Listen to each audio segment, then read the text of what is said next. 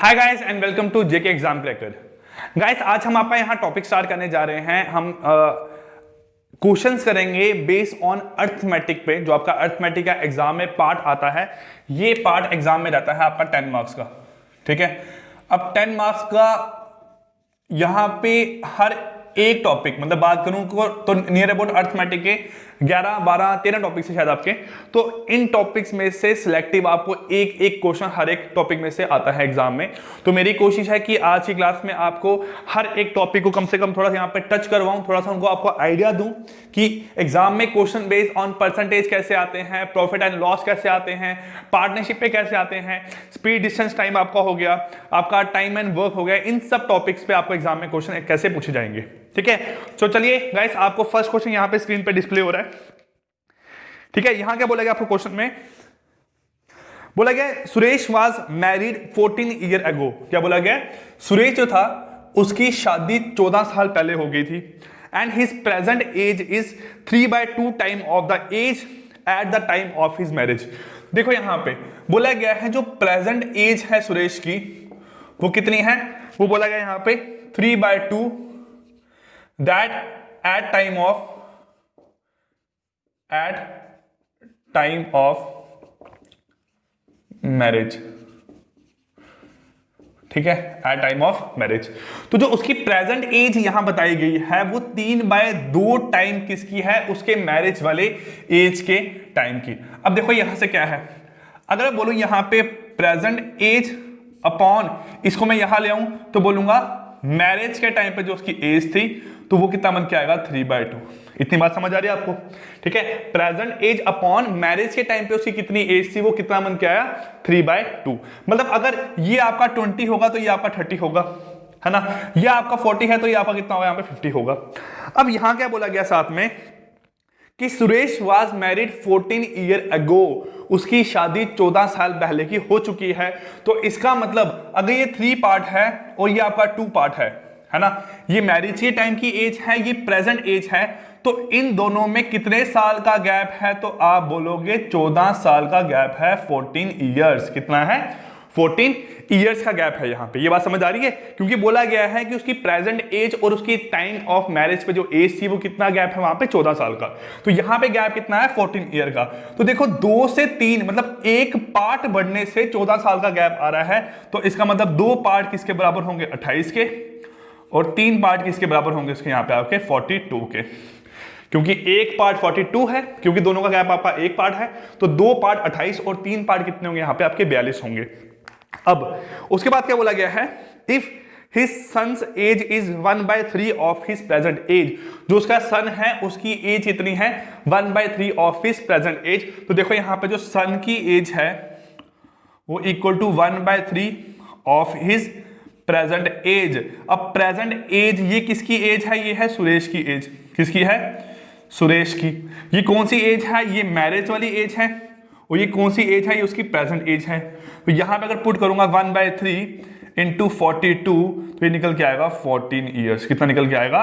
14 years. अब यहां पूछा गया है find the age of his son. तो आज के टाइम पे उसकी एज की सन जो उसका सन है उसकी एज कितनी है? तो आप बोलोगे 14 ईयर उसकी यहां पे एज निकल के आ रही है। आई होप ये फर्स्ट क्वेश्चन आपको यहां पे क्लियर हो गया होगा। चलिए मूव करते हैं यहां पे सेकंड क्वेश्चन पे। ये क्वेश्चन आपका बेस है किस पे? मेंसुरेशन पे। देखो जितने ये क्वेश्चन हैं ये शायद 2017 में आरआरबी के एग्जाम में पूछे गए क्वेश्चन है आपको। ठीक है, आरआरबी मेंस में पूछे गए क्वेश्चन है जो उस टाइम पे मेंस में आते थे, आज के टाइम पे प्री में आते हैं। क्योंकि ये क्वेश्चन आपने देखा है इतना टफ लेवल का क्वेश्चन नहीं है, आपको 30 या 40 या 50 सेकंड लगेंगे ज्यादा से ज्यादा आपको इस क्वेश्चन को सॉल्व करने के लिए ना। देखिए अब गाइस एक चीज और आपको बताना चाहूंगा यार, किस टॉपिक में आपको प्रॉब्लम है? आपके 5 दिन रह गए एग्जाम के लिए ना, आपको किस टॉपिक में प्रॉब्लम आ रही है बताओ, हम उस टॉपिक की आपके लिए वीडियोस लेके आएंगे ना। बाकी जो है वो पेड कोर्स तो अवेलेबल है, पेड कोर्स में अपने आपको रजिस्टर कर सकते हो। मॉक टेस्ट सीरीज आपको रजिस्टर करना है, मॉक के बिना एग्जाम नहीं निकलता है। और जिन टॉपिक में दिक्कत है आप बताओ, उसके ऊपर वीडियो लेके आएंगे, आपको प्रोवाइड करवाएंगे। ठीक है, अब देखिए क्वेश्चन नंबर सेकंड बोला गया a square and an equilateral triangle have the same area. तो बोला गया जो स्क्वायर है ना, ऐसे लिख सकते हैं स्क्वायर का जो एरिया है और जो एरिया किसका है आपका यहां पे इक्विलेटरल ट्रायंगल का वो क्या है आपका बराबर है, वो क्या है आपका यहाँ पे बराबर है। अब हमें पता है स्क्वायर का एरिया कैसे होता है, तो आप बोलोगे स्क्वायर का एरिया होता है यहाँ पे साइड का स्क्वायर, क्या होता है साइड का स्क्वायर, और ये कहता है √3/4 ए स्क्वायर, √3/4 ए स्क्वायर, यही तो होता है आपका इक्विलेटरल ट्रायंगल का एरिया। अब बोला गया है have same area if the perimeter of square is 88 centimetre. तो देखो जो आपका स्क्वायर है, ये आपकी जो स्क्वायर फिगर है, इसका बोला गया जो पेरीमीटर, अब पेरीमीटर होता क्या है sum of all the four side, sum of all the four side. तो देखो फोर साइड का सम कितना होगा 4 इंटू साइड, वो कितना बोला गया यहाँ पे 88। तो इसका मतलब अगर मैं यहाँ पे साइड निकालूंगा तो एक साइड की कितनी वैल्यू निकल के आएगी 22 सेंटीमीटर, कितनी निकल के आएगी 22 सेंटीमीटर आएगी बिल्कुल। अब बोला गया है then find the area of equilateral triangle, आपको इक्विलेटरल ट्रायंगल का यहाँ पे एरिया निकालना है। अब देखो दोनों का एरिया आपका यहाँ पे बराबर है, अगर आप स्क्वायर का एरिया निकालोगे वही एरिया किसका निकल के आएगा इक्विलेटरल ट्रायंगल का। तो यहां निकालो एरिया ऑफ इक्विलेटरल ट्रायंगल, वो किसके बराबर आएगा आपका यहाँ पे, वो आएगा साइड का स्क्वायर, साइड कितनी है 22, तो 22 का स्क्वायर कितना आएगा 484 सेंटीमीटर स्क्वायर। तो इसका आंसर आने वाला है आपका option number C which is 484 centimetre square. ये भी थोड़ा आपका इजी लेवल का ही क्वेश्चन है, ठीक है। चलिए अब मूव करते हैं यहाँ पे थर्ड क्वेश्चन पे, टाइम एंड वर्क पे। टाइम एंड वर्क मेरा बहुत पसंदीदा टॉपिक है, इसके क्वेश्चन देखते पता नहीं क्यों मुझे बहुत खुशी होती है। चलिए थर्ड क्वेश्चन बोला गया है A B and C together can complete a work in 8 days and A alone can do it in 24 days। A B and C can do a work in 8 days and A alone can do the same work in 24 days। सबसे पहले आपको यहां पे निकालना है total work, तो 8 और 24 का एलसीएम निकल के आएगा 24। 24 क्या हो गया total work, efficiency of A B C 3, और ये कितना हो गया 1। 24 इंटू 1 24, 8 इंटू 3 24, ये आ गया आपका यहां से। तो यहां से एक बात समझ आ गई, efficiency of A plus B plus C कितनी है 3, और एफिशिएंसी ऑफ ए कितना यहां से 1, मतलब एफिशिएंसी ऑफ बी प्लस सी कितना होगा यहां से, तो आप बोलोगे वो होगा आपका 2। यही तो मतलब बन रहा है आपका यहां। अब बोला गया है if A and B started the work and after 2 days C also join them. ठीक है, देखो काम करना स्टार्ट किया, यहां पे काम खत्म हो रहा है आपका। 2 दिन किसने काम किया ए एंड बी, और 2 दिन के बाद यहां पे कौन एंटर हुआ सी, तो ए बी और सी ने क्या किया आपका यहां पे रिमेनिंग वर्क किया, रिमेनिंग वर्क किया। अब 2 दिन में ए एंड बी कितना काम करेंगे हमें पहले वो निकालना है, फिर ए बी सी यहां पे कितना काम करेंगे हमें वो निकालना है। अब पूछा गया आपको क्वेश्चन में यहां पे बोला गया after 2 days C also join them then remaining work was completed by A B C together in 6 4/5 days। तो जो ये वाला काम है ना, ये वाला जो काम है ये खत्म हुआ है 6 4/5 days में। कितने दिन में हुआ है 6 4/5 days में। ये बात आपको यहां समझ आ रही है। अब देखो यहां से अगर 6 4/5 days में ये वाला वर्क हुआ है, तो देखो यहां पे आपको फॉर्मूला पता है, जो टाइम है वो निकलता है टोटल वर्क अपॉन एफिशिएंसी। क्या निकलता है टोटल वर्क अपॉन एफिशिएंसी। कैसे, देखो आप एक बार में 5 ईंटें उठा रहे हो, आपने 100 चक्कर लगाए तो आपने 500 काम किया, यही मतलब है ना। तो ये एक टाइम में आप 5 ईंटें उठा रहे हो, ये आपकी एफिशिएंसी होगी, है ना। कितने चक्कर लगाए ये आपका नंबर ऑफ टाइम हो गया, और ये क्या हो गया टोटल वर्क हो गया। तो हम टाइम को equal to total work upon efficiency लिख सकते हैं, बिल्कुल लिख सकते हैं। अब एबीसी की एफिशिएंसी 3 है, एबीसी की एफिशिएंसी कितनी यहां पे 3 है। तो देखो यहां पे एबीसी की अगर आपकी एफिशिएंसी 3 है और इन्होंने टाइम कितना लगाया है 6 4/5 days। अब 5 into 6 30 plus 34/5 34/5 into 3 equal to क्या बनेगा आपका यहां पे टोटल वर्क। क्या बनेगा यहां से आपका टोटल वर्क। अब देखो यहां से अगर टोटल वर्क आपका यहां से ये निकल के आया है, तो ऑब्वियस सी बात है यहां पे आपका सॉल्व करोगे इसको, आप ये बन के आएगा 102/5 102/5। ठीक है, तो 102/5 आपका यहां से क्या बन के आएगा, तो आप बोलोगे इन्होंने कितना काम किया है total work equal to 102/5 which is equal to 20.4। कितना निकल के आएगा 20.4। अब 20.4 जो है वो आपका काम इन टाइम पीरियड में खत्म हुआ है। तो टोटल वर्क 24 है, 20 में से 20.4 आप माइनस करोगे तो बच के कितना आएगा, आप बोलोगे 3.6। कितना बचेगा 3.6। अब 3.6 काम किसने किया है? वो काम आपका ए और बी ने 2 दिन में किया है, वो ए और बी ने 2 दिन में किया है। तो इसका मतलब एफिशिएंसी कैसे आएगी आपका? Work upon time. तो एफिशिएंसी निकल के आई यहां से 1.8। कितनी निकल के आई? 1.8। अब ये एफिशिएंसी किसकी आई है? तो आप बोलोगे ए और बी की एफिशिएंसी 1.8 आई है, लेकिन जो ए है उसकी एफिशिएंसी यहाँ पे 1 है। वो कितनी है? 1। तो ऑब्वियस सी बात है, अगर आप 1.8 में से 1 माइनस करोगे तो निकल के आएगा efficiency of B which is equal to 0.8। कितनी निकल के आई? Efficiency of B 0.8। ये निकल गया। बी की एफिशिएंसी 0.8 है, ए की एफिशिएंसी आपकी 1 है, तो एफिशिएंसी ऑफ सी कितनी निकल के आएगी यहां से? तो आप बोलोगे वो निकल के आ रही है 1.2। कितनी निकल रही है? 1.2। 1.2, 0.8 और 1, ये कितना बनेगा आपका? 3 ही बनेगा। इतना सॉल्व हो गया। अब यहां बोला गया है find in how many days B alone can complete the whole work. अब बी अगर अकेला काम करेगा तो उसको कितना टाइम लगेगा? तो हम यहां निकाले time taken by B is equal to total work upon efficiency of B. वो कितना है? 0.8। तो निकालो यहाँ पे 24/8 इंटू 10, 1 जा 3 जा, तो ये कितना आएगा? 30 डेज। कितना आएगा यहाँ से आपका? 30 डेज। मतलब आपका option number C, option number E क्या है यहाँ पे? इस क्वेश्चन का राइट आंसर है जो आपका बी है, उसको टोटल 30 दिन लग रहे हैं यहाँ पे काम को खत्म करने के लिए। क्लियर? चलिए मैं अब करता हूँ यहाँ पे क्वेश्चन नंबर 4 आपको स्क्रीन पे डिस्प्ले हो रहा है। ट्राई करो एक बार, देन मैं यहां पे आपको सॉल्व करवाता हूं।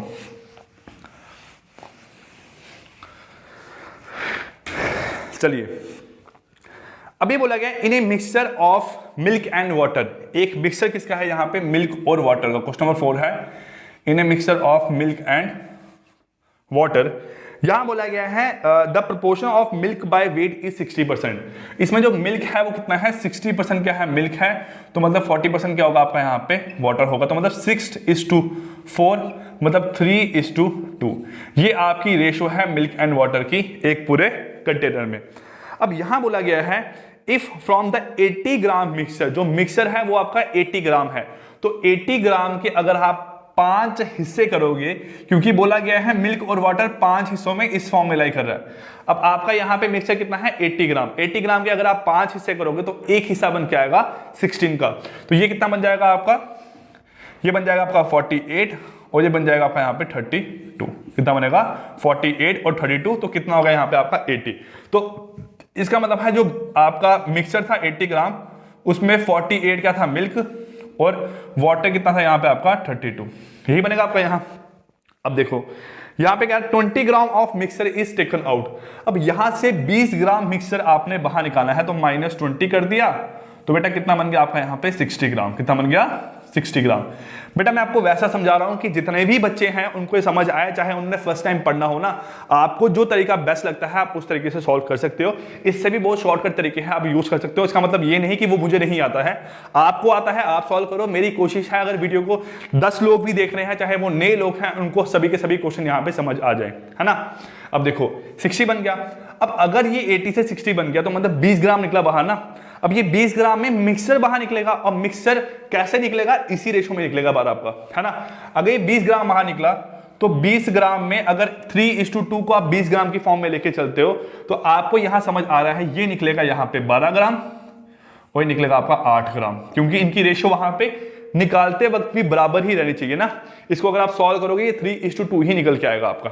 तो बच कितना गया? आप बोलोगे 36 यहां बच गया मिल्क, और वाटर कितना बच गया? आप बोलोगे यहाँ पे 24 का बच गया वाटर। नेक्स्ट बोला गया है and 6 gram of pure water is added. अब यहां पे बोला गया है 6 ग्राम जो है वो पानी के ऐड किए हैं, तो 36 कितना बन गया?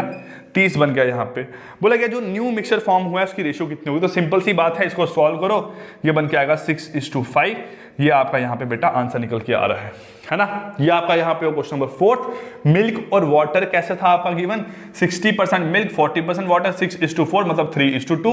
अब 3:4 जो 2 है वो आपका टोटल 80 ग्राम है, तो 80 ग्राम में 48 क्या होगा मिल्क और 32 क्या होगा वाटर। मैंने 20 ग्राम यहाँ से मिक्सचर निकाला, वो मिक्सचर मिल्क और वाटर दोनों निकलेगा और उसी प्रोपोर्शन में आपका निकलेगा। तो आपने 12 ये निकाला, 8 ये निकाला, क्योंकि 3:2 रेशो है, उसी रेशो में आपका बाहर निकल के आएगा।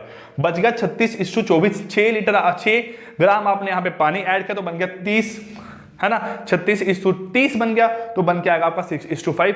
ऑप्शन नंबर सी क्या है इस क्वेश्चन का आपका यहाँ पे, सॉरी बी जो है वो क्या है इसका आपका राइट आंसर है ना।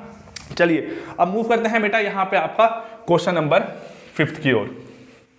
स्क्रीन पे डिस्प्ले हो रहा है क्वेश्चन, कम से कम ट्राई करो, वीडियो को पॉज करो 1-2 मिनट के लिए, ठीक है, ट्राई करो कम से कम आपका आंसर क्या निकल के आता है।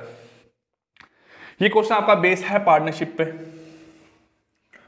चलिए यहां क्या बोला गया है, 3 person ABC started A business by investing in the ratio 2/3, जो A is to B is to C है वो कर रहे हैं 2/3 is to 1/2 is to 3/4। इस रेशियो में उन्होंने क्या किया, इन्वेस्ट किया बिजनेस में। अब बोला गया है यहां पे कि अगर मैं ये जो फ्रैक्शन वाली रेशियो है इसको सिंप्लीफाइड रेशियो की फॉर्म में कन्वर्ट करना है, तो कैसे करते हैं, आपने 3, 2 और 4 का एलसीएम लेना है। क्या लेना है यहाँ पे, एलसीएम लेना है। तो 3, 2 और 4 का एलसीएम कितना आएगा आपका यहाँ पे 12, कितना आएगा 12। उस 12 को आपने क्या करना है, उस 12 को 3 से डिवाइड किया, कितना बचा 6, तो ऊपर आप यहाँ पे 6 से मल्टीप्लाई करोगे, बन जाएगा 12। कितना बन जाएगा 12। तो सिंपल सी बात करो, जो आपका कितना बन के आया 12 बन के आया ना, 8 बनेगा आपका, है ना। देखो जो 3, 2 और 4 का एलसीएम आएगा उसको आपने न्यूमिनेटर में हर जगह पे मल्टीप्लाई करना है। तो क्या बनेगा 2 × 12/3 is to 1 × 12/2 is to 3 × 12/4। ये बन के आएगा आपका यहां से। तो 1 ज़ा 4 ज़ा 1 ज़ा 6 ज़ा 1 ज़ा 3 ज़ा, तो बन के आएगा 8:6:9। तो इस पार्ट में, इस रेशियो में उन्होंने पैसा इन्वेस्ट किया है, किसने, ए, बी और सी ने, है ना। अब बोला गया यहाँ पे after 5 month B increases his investment by 2/3 of his initial amount if after 12 month the difference of profit. चलो ये तो लास्ट की बात रही। बोला गया 5 महीने के बाद बी ने अपने इन्वेस्टमेंट को इंक्रीज किया है। अब देखो अगर मैं बात करूं, जो इन्वेस्टमेंट है वो हम हमेशा 1 साल के एंड में ही लेके चलते हैं। प्रॉफिट जो है वो आपका 1 साल के एंड में ही निकालते हैं। हम प्रॉफिट हमेशा हर महीने शेयर नहीं करते हैं। जो साल का प्रॉफिट निकल के आया उसको हमने इक्वली सभी में डिस्ट्रीब्यूट करना होता है ना, जो पार्टनर होते हैं बिजनेस में। अब क्या बोला गया है, देखो अगर 8:6:9 है तो 8 पार्ट 12 महीने के लिए इन्वेस्ट करेगा ए, 8 पार्ट 12 महीने के लिए इन्वेस्ट करेगा ए, इस टू जो बी है उसके लिए बोला गया है 5 महीने के बाद उसने अपना इन्वेस्टमेंट इंक्रीज किया, लेकिन 5 महीने तक तो उसकी वही इन्वेस्टमेंट रही ना। तो आप बोलोगे 5 महीने इंटू 6, क्योंकि क्या है, जो प्रॉफिट है वो आता है आपका इन्वेस्टमेंट इंटू टाइम। क्या आता है, इन्वेस्टमेंट इंटू टाइम, यही निकल के आता है आपका यहाँ पे, ठीक है। अब क्या है, 5 महीने तक उसने 6 पार्ट इन्वेस्ट किए, फिर अगले 7 महीने में उसने अपनी जो इन्वेस्टमेंट थी उसको इंक्रीज किया। कितना इंक्रीज किया, तो आप बोलोगे 2/3 इंक्रीज किया। मतलब उसकी जो इन्वेस्टमेंट 6 थी उसमें उसने 6 का 2/3 पार्ट इंक्रीज किया, तो वो बन के आएगा आपका 6 + 4 विच इज इक्वल टू 10। कितना आएगा आपका यहाँ पे 10। तो पहले वो 6 पार्ट इन्वेस्ट करा था, अब उसने 6 पार्ट में 2/3 पार्ट एक्स्ट्रा ऐड किए हैं, वो कितना बन गया आपका 10 पार्ट बन गया। 6 पार्ट में 6 पार्ट का 2/3 एक्स्ट्रा ऐड किया है, ठीक है। उसकी इन्वेस्टमेंट थी और अब उसने अपनी इन्वेस्टमेंट के 2/3 हिस्से और ऐड किए हैं, तो ऐड किए तो आपका बन गया यहाँ पे 10। तो 7 महीने में कितना इन्वेस्ट किया उसने, बोलोगे आप 10 पार्ट। इसने 9 पार्ट इन्वेस्ट किए हैं 12 महीनों के लिए। ये इनकी पूरे साल की इन्वेस्टमेंट आ गई अब, है ना। अब इसी पार्ट में, इसी रेशो में इनको क्या मिलेगा, प्रॉफिट मिलेगा। अब प्रॉफिट निकालो यहाँ पे, तो आप प्रॉफिट यहाँ कैसे निकालोगे, बोलोगे 8 × 12, 5 × 6, 7 × 10 और 9 × 12। ये बन गया आपका यहाँ पे, है ना। अब देखो, हाँ सॉल्व करो यहाँ पे, 8 × 12 ये बन के आएगा आपका 96। कितना बनेगा 96। ये बन गया आपका 30 और ये बन गया आपका 70। 30 और 70 कितना हो गया आपका यहाँ पे 100। 9 × 12 बनेगा आपका 108। कितना बनेगा 108। सॉल्व करो, ये बनेगा 24 ज़ा, ये बनेगा 25 ज़ा, ये बनेगा 27 ज़ा। फोर्थ के आपने कैंसिल कर दिया यहाँ पे सबको, तो ये इनका प्रॉफिट आया, लेकिन ये प्रॉफिट आपको in the form of amount पूछा गया। अब क्या बोला गया इसके बाद, बोला गया है कि after 12 month the difference of profit share by A and C is 1350। Profit share by A and C, इन दोनों के बीच का डिफरेंस 3 पार्ट जो है वो किसके बराबर है, 1350 50, तो मतलब एक पार्ट किसके बराबर आएगा, आप बोलोगे 450। क्या आएगा आपका एक पार्ट यहाँ पे 450 के बराबर आएगा। अब बोला गया find the share of B, तो शेयर ऑफ बी कितना, तो आप निकालोगे 25 इंटू 450, सॉल्व करो 0 5 25 5 2 कैरी, ठीक है, 5 दूनी 10 4 पंजे 20 30 32 2 3 कैरी, और 4 दूनी कितना हुआ आपका 8 8 और 3 कितना हुआ यहाँ पे 11, तो रुपीस कितना आएगा आपका 11,250। ये क्या है शेयर ऑफ बी, क्या आपका यहाँ पे share of B, which is option number आपका डी जो है वो इसका क्या है आपका राइट आंसर है। ठीक है, चलिए ये आपके 6 क्वेश्चन हुए। अब मूव करते हैं क्वेश्चन नंबर 7 पे। ठीक है, यहां क्वेश्चन नंबर 7 में क्या बोला गया आपको, यहां बोला गया है द टोटल डिस्टेंस, ये आपका स्पीड डिस्टेंस टाइम का क्वेश्चन आ गया अपना क्वेश्चन नंबर 6।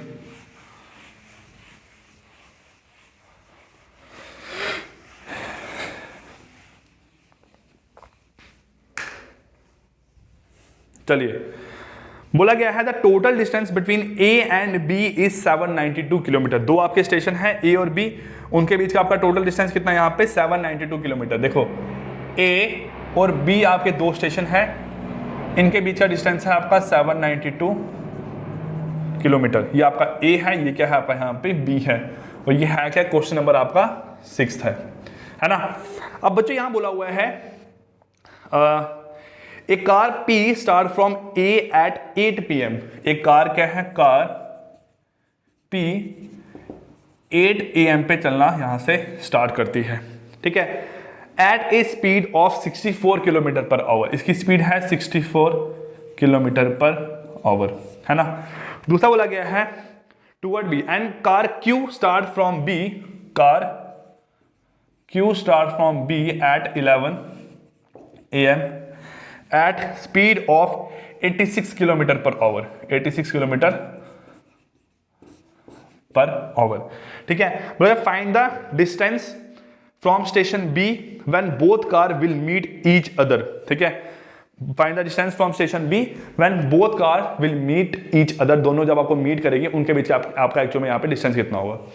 अब देखो ये है आपका कार P, ये है आपकी कार Q, दोनों आपकी कहां मूव करी है, अपोजिट डायरेक्शन में। ये यहां मूव करी है, ये आपकी यहां मूव करी है। ये 8 बजे चलना स्टार्ट हुई है, 11 बजे चलना स्टार्ट हुई। अब हम दोनों को रिलेट तब कर सकते हैं जब दोनों का टाइमिंग क्या होगा, सेम होगा। तो मैं एक्चुअल में देखूं, सपोज करो कि आप बोलो 11 बजे तक ये यहां तक पहुंच गई थी। अब 11 बजे तक इसने कितना डिस्टेंस कवर किया होगा, तो आप बोलोगे 8 से 11 मतलब यहां पे 3 आवर। अब 3 our into per hour speed है 64, तो डिस्टेंस यहां पे कितना आएगा, आप बोलोगे 192 क्या आएगा डिस्टेंस, 192 यहां पे क्या आएगा आपका डिस्टेंस। मतलब जब ये कार चलना स्टार्ट हुई तो ये वाली जो कार थी वो एक्चुअल में 192 किलोमीटर डिस्टेंस कवर कर चुकी थी। तो आपका अगर ये डिस्टेंस 192 किलोमीटर है तो बच कितना गया आपका 600 किलोमीटर। कितना बच गया 600 किलोमीटर, है ना। अब देखो यहां से क्या है, दोनों आपकी कार जो है वो क्या कर रही है, वो आपकी ऐसे मूव कर रही है, तो इस फॉर्म में मूव कर रही है, मतलब वो डिस्टेंस आप यहाँ पे कम कर रही है। तो यहाँ पे कंसेप्ट आएगा रिलेटिव स्पीड का। क्या आएगा, रिलेटिव स्पीड का कंसेप्ट आएगा। वो क्या आएगा, speed is equal to distance upon time.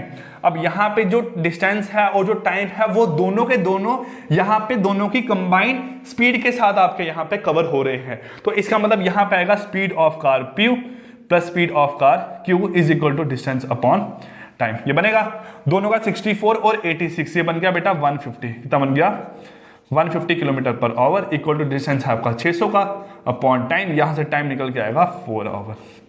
कितना निकल के आएगा 4 आवर। कितना निकल के आया यहाँ पे आपका 4 आवर। जब आपका टाइम यहाँ पे 4 आवर आ गया तो आप देखो कि 4 घंटे में ये वाली जो आपकी B है वो कितना डिस्टेंस कवर करेगी।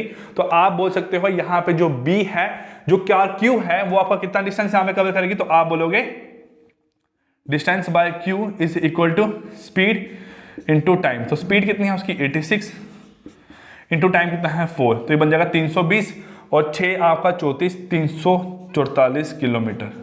कितना बनेगा 344 किलोमीटर, क्योंकि आपको यही पूछा गया था कि जो B से मूव करना स्टार्ट की है वो डिस्टेंस कितना होगा आपका जब दोनों कार आपकी एक्चुअल में यहाँ पे मीट करेगी। तो आप बोलोगे ये डिस्टेंस कितना होगा यहाँ पे 344 किलोमीटर। क्लियर। चलिए ये वो आपका यहाँ पे क्वेश्चन नंबर 6। मूव करते हैं बच्चों आपका यहां पे क्वेश्चन नंबर 7 की ओर। ठीक है, क्वेश्चन नंबर 7 आपका यहां पे देखते हैं।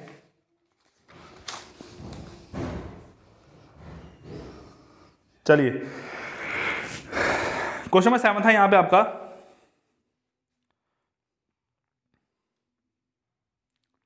हाँ, एबीसी इन्वेस्टेड ₹5500, ₹6000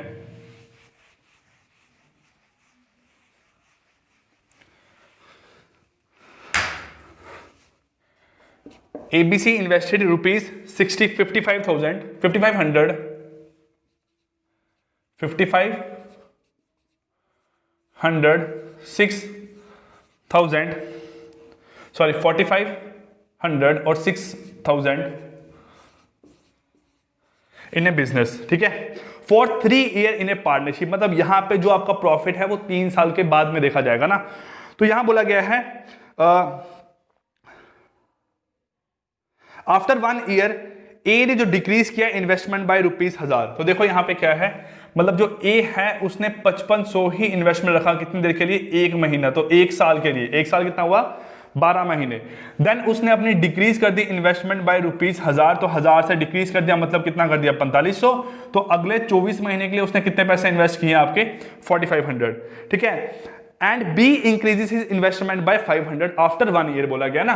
तो 4500 के हिसाब से इसने किया 12 महीने इन्वेस्ट, प्लस यहां पे 5000 के हिसाब से इसने किया आपका 24 मंथ के लिए इन्वेस्ट। यही बोला गया आपको यहां पे एक्चुअल में। अब लास्ट बोला गया है C investment remain same for the whole period of time. तो जो सी था उसकी इन्वेस्टमेंट थी 6000, वो पूरे के पूरे 36 महीने आपकी सेम ही रही। अब बोला गया find the profit at the end of 3 year is 9400। ये क्या है, टोटल प्रॉफिट है 9400।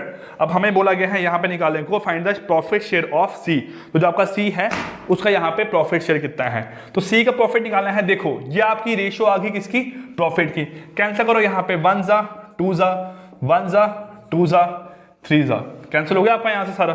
अब करो यहां सॉल्व, 5500 प्लस 9000 प्लस बनेगा आपका 14500 इज टू 4500 प्लस 10000 बनेगा 14500। 6000 इंटू 3 बनेगा आपका यहाँ पे 18000। कितना बनेगा, 18000 बन गया आपका। यहाँ कैंसिल करो 1 2 2 2, ये बनेगा आपका 29 जा बनेगा आपका 36 जा। तो 29:29:36, ये क्या आ गया आपकी यहाँ पे रेशो। अगर ये बेटा आपकी यहाँ पे रेशो आ गई है तो अब हमें निकालना है find the share of C. तो share of C is equal to total आपका यहाँ पे कितना अमाउंट है 9400। ठीक है, इनटू आपका सी का शेयर कितना है, तो आप बोलोगे 36 अपॉन यहाँ पे टोटल आपके पार्ट कितने हैं 29 और 29 कितने 58 और 36 6 64 और 3 94, तो आपका बन गया है 94। 1 जा ये कितना बन गया आपका 100, तो 100 इंटू 36 कितना बनेगा आपका 3600 रुपीज। ये क्या आएगा आपका यहाँ पे प्रॉफिट ऑफ सी। तो इसका आंसर आ रहा है आपका option number B, which is क्या है आपका profit of B which is equal to C which is equal to 3600। Clear. चलिए अब यहां क्वेश्चन आता है आपका प्रोबेबिलिटी पे बेस्ड।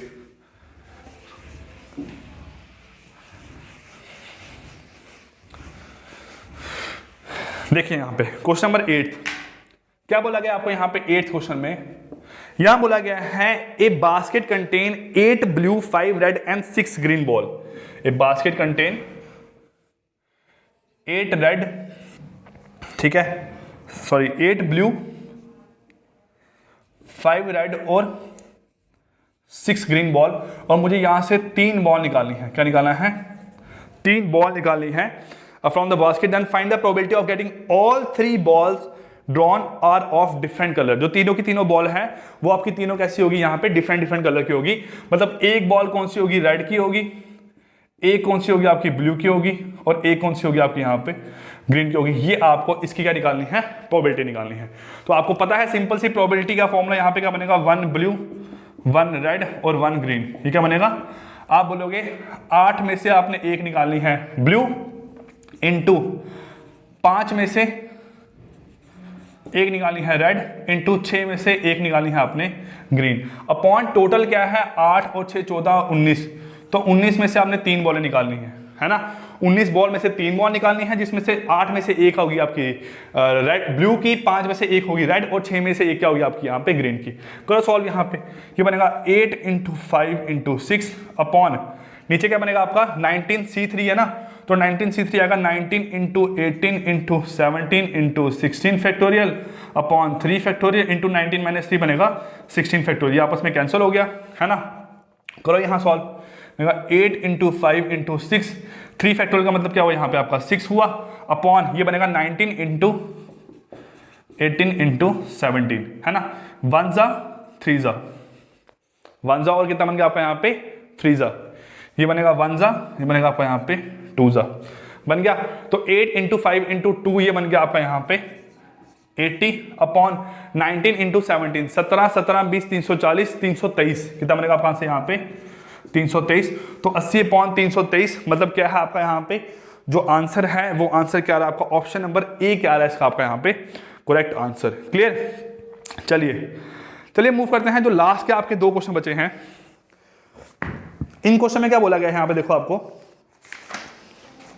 बोला गया each of the following question is followed by 2 quantities, ठीक है 1 and 2, we have to determine that दोनों क्वांटिटी में से जो बड़ी क्वांटिटी है वो आपकी कौन सी लाई करेगी, वो आपकी कौन सी यहाँ पे लाई करेगी। तो देखो यहाँ पे 5 आपके ऑप्शन है।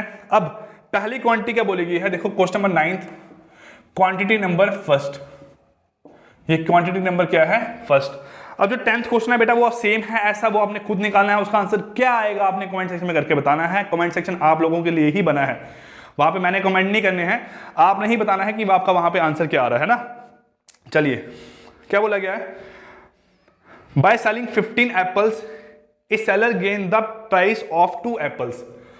15 एप्पल उसने यहां पे किया, आपके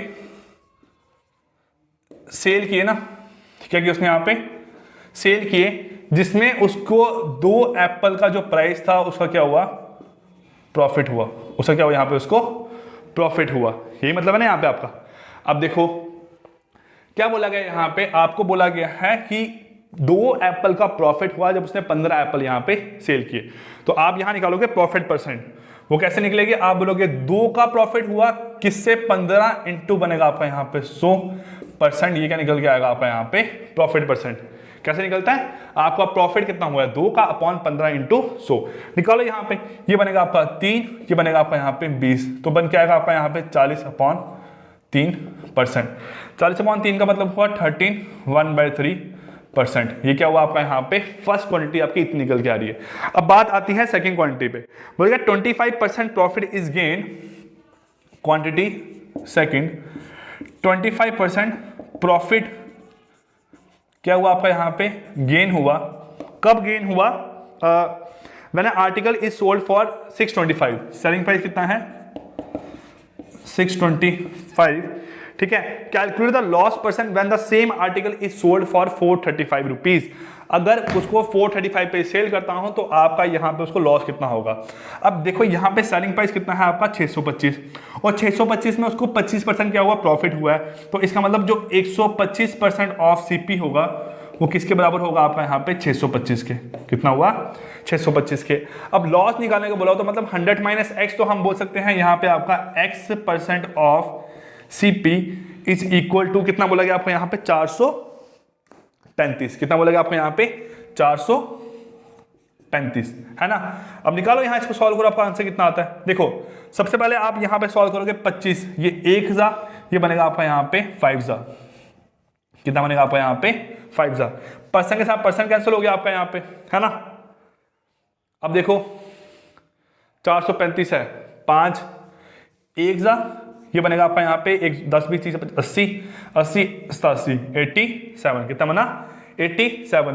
तो इसका मतलब है यहां से क्या निकल के आ रहा है, जो x% ऑफ सीपी है वो कितना है 87%, कितना है आपका यहाँ पे 87%। तो मतलब जब उसने 25% प्रॉफिट पे बेचा था तो उसको बेचा था 625 रुपए में। अब उसने 87% ऑफ जो सीपी है वो किसके बराबर है, उसका यहाँ पे 435 के, तो मतलब इसको लॉस कितना हुआ यहाँ पे 13%, क्या होगा यहाँ पे 13% का उसको यहाँ पे लॉस हुआ है। अब आपको क्वेश्चन में यहाँ पे लॉस परसेंटेज ही पूछी है कितनी है, तो इसमें 13.5% है, इसमें 13% है, तो दोनों में बड़ा कौन सा है, तो आपका आंसर आएगा जो क्वांटिटी फर्स्ट है वो क्या है, बड़ी है as compare to quantity two. जो भी आपका ऑप्शन है वो आपने मार्क कर देना है, जो भी आपका आंसर आएगा आपका इसी तरीके से यहाँ पे क्वेश्चन को सॉल्व करना है। अब 10th क्वेश्चन आपको यहाँ पे स्क्रीन पे डिस्प्ले हो रहा है, ये क्वेश्चन आपने खुद से ट्राई करना है और इसका आंसर क्या आएगा वो आपने कमेंट सेक्शन में करके बताना है। Clear guys?